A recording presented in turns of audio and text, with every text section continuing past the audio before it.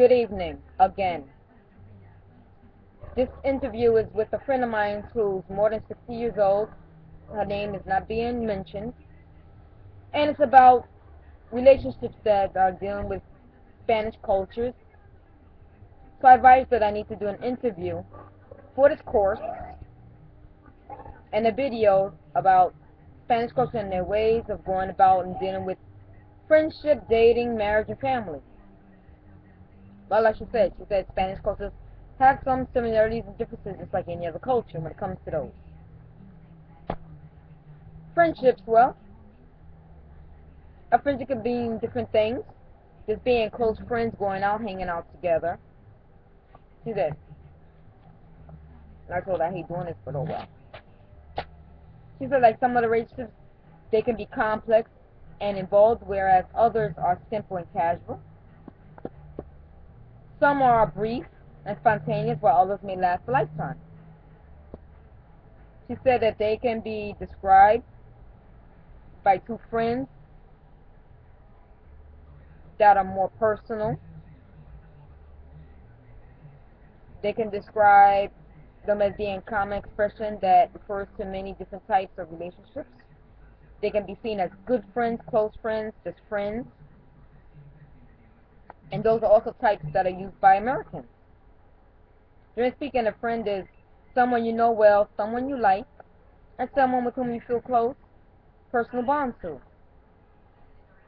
And it usually involves higher levels of intimacy sometimes, self-disclosure, involvement, and intensity, than just acquaintances or just regular being just close people you know. That's it.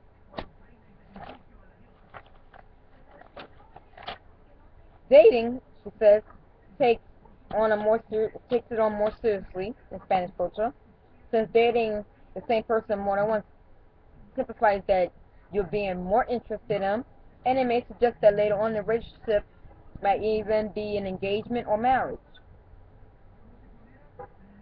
Sometimes they last a couple of months, an engagement, or a couple of years to let the couples work, get a job, work, get money, and able to do the wedding. Spanish people sometimes don't rush into them; they take more of a time than any other cultures, and they also have less divorces. Marriage, well, marriage in the Spanish culture is filled with a lot of different traditions. The groom is not allowed to see his bride, just like usually any others, before they're going to get married. The father is usually the one that hides the bride. The mother walks the groom down the aisle while the father walks the bride. There's usually sometimes flower girl and ring bearers that are like miniature versions of the groom and the bride.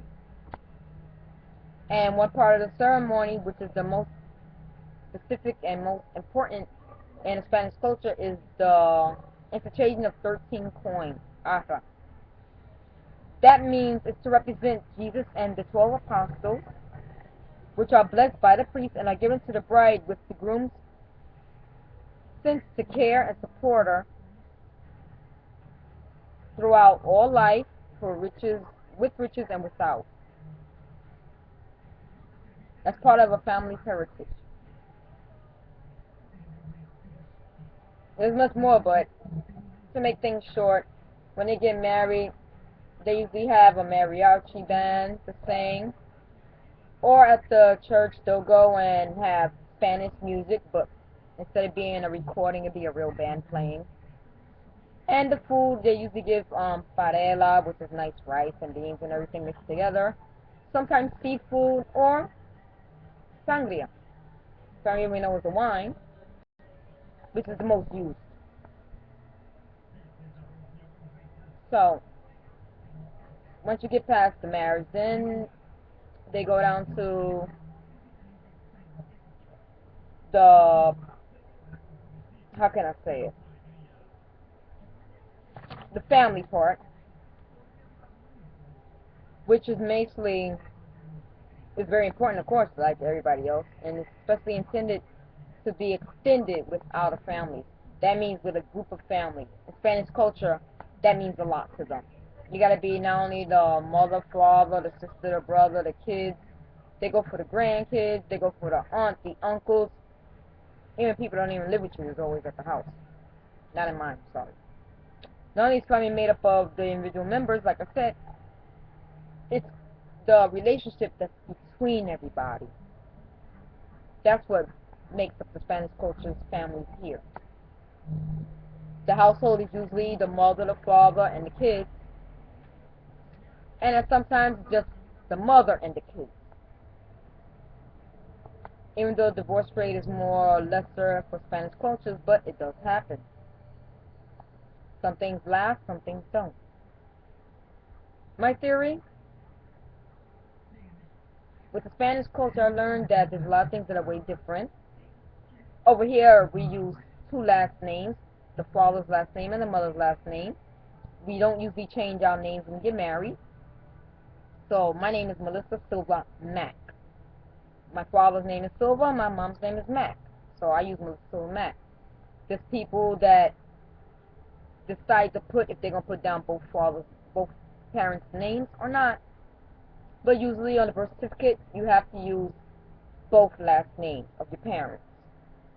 That's the way it is over here. And the States, I'll be known by Melissa Silva.